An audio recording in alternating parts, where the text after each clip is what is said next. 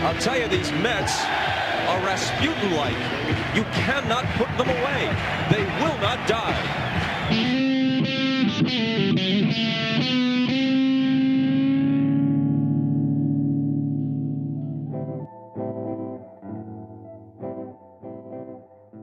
That's Bob Costas's call from Game 5 of the 1999 NLCS, a game I attended with my mom. Welcome to Sandlot Social Club. I'm Adam. I play Sandlot baseball with the Cap City Cobras in Austin, Texas, and I'm not technically the host of this episode. That moniker goes to my friend Sophia Sokolov, who helped me record this story in Fort Greene Park. It's about me, my mom, and baseball, and it represents a new format for the show, one where we dive deep into a single moment from playing or watching a game, Sandlot or otherwise. I act as the official guinea pig, then Sophia gets in on the storytelling with a Philadelphia yarn of her own. We laugh, we cry, it's all allowed. So grab your tissues, and happy Mother's Day.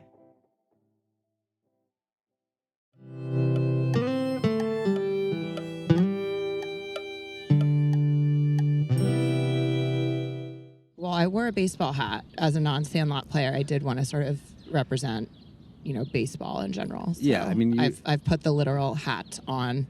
So before you become the host, we're in Fort Greene Park. We are. What do you like about this place? Fort Greene Park. Oh my gosh. Well, I'm very biased. I live a few blocks away, but I think it's the best park in Brooklyn. On a personal note, it's been very special to me. I moved here a little over a year ago. It's like my living room. I've spent countless hours here. I have seen now 4 seasons after not seeing any seasons in Austin, Texas for 10 years at this park. So, yeah, I mean, it's disgusting. It's idyllic. Yeah, it's really pretty today. And there's birds chirping. I have to ask you something about your Mets hat. Do you feel most at home and happy wearing your Mets hat when you walk around Brooklyn? Yeah, because I see other people wearing Mets hats. The Mets are a very important part of my life. I was sort of born into a Mets family. But you're like sort of all alone in Austin as a Mets fan. There's actually a Mets bar in Austin, which that is news to me. A lot of people don't know. But Full Circle Bar on 12th Street, I consider a Mets bar because Full Circle Bar is in Brooklyn. That's the original Full Circle Bar. And then they moved and put an outpost in Austin, I don't know, sometime in the past decade. I forget. I was living over there when they opened, and I would go there and watch Met games with a bartender named Coop, who was from New York, Cooper. That was when the Mets were in the World Series against the Kansas City Royals, and they lost in like 5 games or something. That sounds devastating. Yeah, it was pretty bad. But yeah, I watched a lot of those games at that bar. So I'm not all alone. You've kind of been to like Sandlot games in Austin when you lived there. What do you like about that? You're a fan. Yeah, I'm a fan. Well, 2 things. I mean, look, I'm feeling a little nostalgic for Austin, having left it. So maybe part of it is that sometimes Sandlot games just feel so... Time has completely slowed down, and there is no time, and we're just sitting there watching some baseball and listening to live music and like having a beer. Yeah. That actually now when I think about missing Austin, I guess that is what I miss sometimes, most of all. Being outside, having a beer, listening to music. Yeah, like there's little kids running around. Like it's just like, and there's like cowboy hats and stuff, It looks like kind of like what you might imagine Austin would be if you'd never been. Austin, the movie. Exactly. What do you want to talk about, Adam? Well, so Mother's Day is coming up. I mentioned I was born into a Mets family. It's primarily through my mother, who is a Mets fan. And when I think of baseball, I think a lot about moms. And I wanted to put an episode together for Mother's Day that honored that relationship between moms and baseball. And I thought to do that, I would try a new format that's based around memories and stories about your history with playing games or baseball and the intersection between baseball and community and relationships. I thought I'd kick things off with a memory of my own about my mom from when I was a kid, although I guess I was a teenager at this time. So yeah, I wanted to tell this story that I felt captured how I feel now looking back on my relationship with my mom and baseball and the intersection of those things and what that means to me as an adult. Let's do it. The whole thing is I'm just going to tell you this story and you can ask me questions as we go. You don't know the story, I guess. No, I don't know the story. This isn't. This is exciting for me. Okay. So I guess to set the table, it's 1999. The Mets are good. They are in the NLCS against the Atlanta Braves. How old are you? In 1999, I'm 17 because I was born in 1983. So, no, I'm 16. I'm 16 in 1999. Although, by the time... No, I had just turned 16. I would have just turned 16. You know, not a great time in life. That's kind of what this story is about. It's not it's a happy story, but it was an okay time for the Mets, not a great time. The Mets were in the NLCS and in a tight series against the Braves. But my dad was in the process of slowly leaving us, and so that was one thing that was happening at the time. You know, when you're a kid in a situation like that, you're not really aware of all the forces acting on you. And in my childhood, there were a lot of invisible forces acting on me. And so I was just kind of like a pinball bouncing around, doing all right. But, I played high school baseball and I did pretty well in school and was generally a good kid. But I think I was, I think if I was an adult looking at my situation, then I might wonder, how is he dealing with all of this? I think about that a lot when I think about my mom at that time, because my mom was transitioning in her life to being a single mom and having to go back to work and be the primary earner for our family because we were just kind of left in the lurch.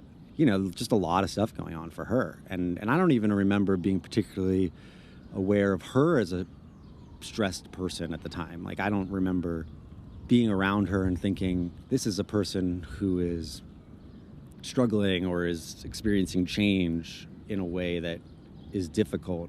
All to say that we weren't really in the best of shape. When the Mets made the playoffs that year, she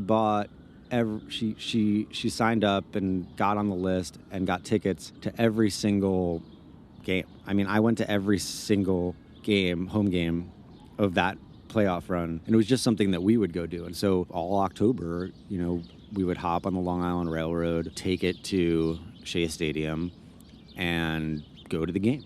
And sometimes they would, they won more than they lost for a little while that postseason. It wasn't something that at the time that I saw as kind of this act of motherly love or anything like that. I don't know. I was just kind of caught up in everything. But when I think back on it now, I'm just kind of, I'm blown away. I think that she really stretched herself to do that and to give me something that year that I would enjoy and remember. And so all to say, there's a baseball story here too, which is why is this particular thing so memorable? And it's because of Game 5. There's a Wikipedia entry about this game. Oh, well, I'm sure that's factual. It's under Grand Slam single. This was Game 5 of the NLCS. The Mets were a bit overmatched by the Braves. I don't remember feeling super confident heading into Game 5. So the Mets were down 3-1 in Game 5. That's why I had said, not confident. They're on the verge of elimination, sure. Basically. And the game was a close game, and it went into extra innings. It went into the 15th inning. Oh, my God. Yeah, it was a 15-inning game, and it was tied 2-2 in extra innings, and the Braves went up 3-2 in the top of the 15th. And the bottom of the 15th, okay, before we get to the bottom of the 15th, It's the 15th inning, and it's pouring rain, actually. Like, it's just downpour. I mean, people had left the stadium, and we had crawled to the top of the upper deck in Shea Stadium, which is really high because that's where the overhang was, and so we could stay underneath the overhang and stay dry while this torrential rain was just pouring down. And you're kind of like, are they even going to like finish this game? They're trying really hard to finish this game. The Braves went up 3-2 in the top of the 15th. Like, fuck, we're going to lose this series and we're out, right? And we're gonna have to get home in this rain. And we're really wet, and we've like gone through this marathon game. We're getting pretty close to like a pretty crappy feeling, basically, because riding that train home after a loss like that is just pretty crappy. You're around everybody that everybody feels really bad, and you're all in a canister together. So the Mets load the bases in the bottom of the 15th, so things are getting exciting. Todd Pratt, a great Met, walks, and they tie the score at 3-3. So now we're tied. So we're feeling a lot better. We've totally temporarily avoided this shitty feeling. And then Robin Ventura comes up, pouring rain. Let's just watch it. I want to watch it. Yeah, let's watch it. Talk through it. Okay. Okay, wait. Can I see too? Yeah. We're going to watch it together. So, what's going on here? So I think they just tied the game. With a tremendous at-bat, foul ball after foul ball before signaling. 3-3. Then he stole second. There's one out. He set this inning up. And Shea is just, at this point, it's so loud. Everyone's still there.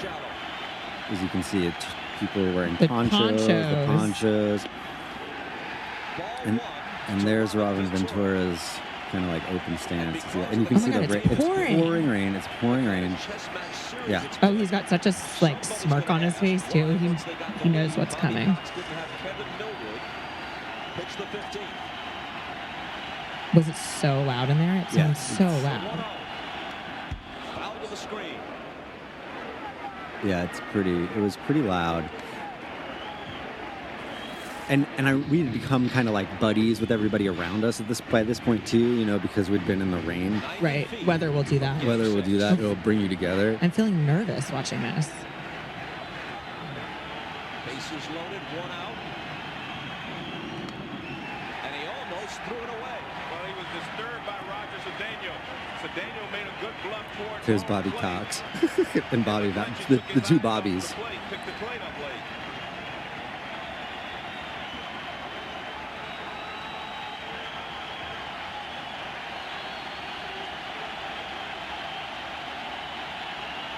Are you nervous watching it?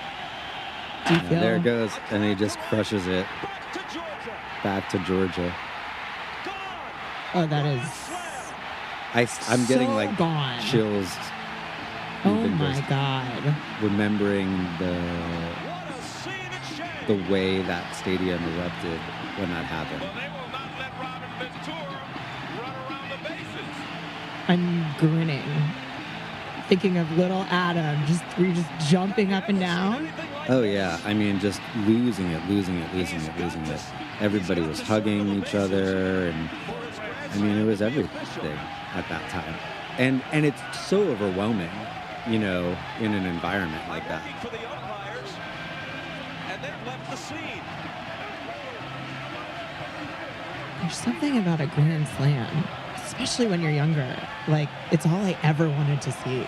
Yeah, I'd be so like, exciting. do you think it would happen? And, my dad or my grandmother would be like, no, it never happens. A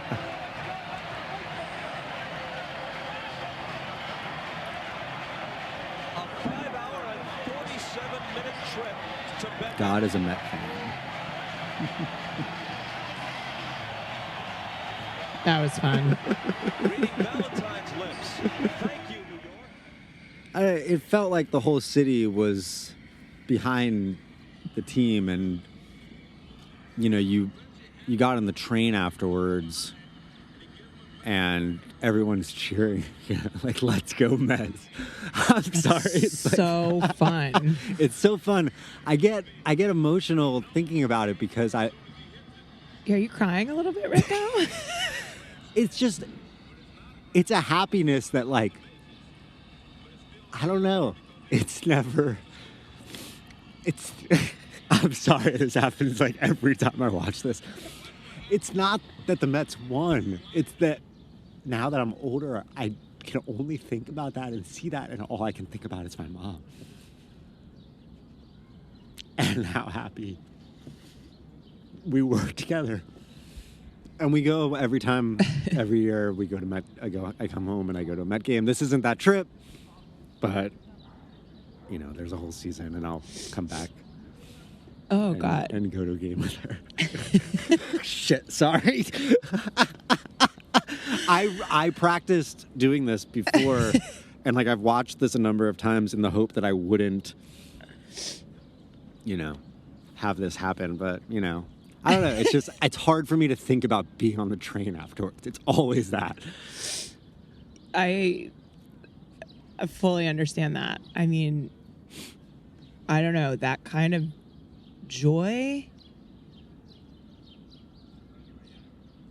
and the memory of that kind of joy, and it's a certain moment in time, and you're with your mom. Yeah, I don't know how you wouldn't cry every time. I mean, you made me cry, so I wasn't there. I hate the Mets. Yeah.